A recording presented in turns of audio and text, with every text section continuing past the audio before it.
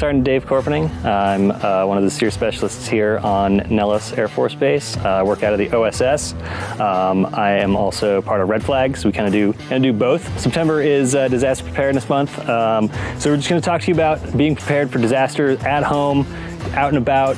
If you're out, enjoying all of the beautiful nature that Southern Nevada, Southern Utah has to offer, so like mountain biking, hiking, kayaking, rafting, doing any of those sort of things. How to be prepared, whether disaster strikes, you have to stay out in the desert longer than you thought you might need to. Monsoon rolls in, whatever the case may be. So just kind of start out, we'll talk about philosophy of how not to die.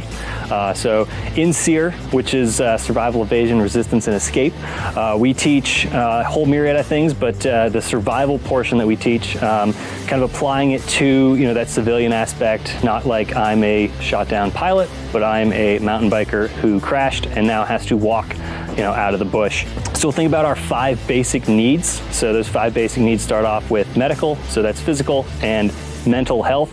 The mental health shouldn't really be an aspect. Hopefully you get rescued in, an afternoon or a day. You're not surviving for days and days and days on end. Physical health, thinking about first aid kits, things of that nature, which we'll talk about here in a second.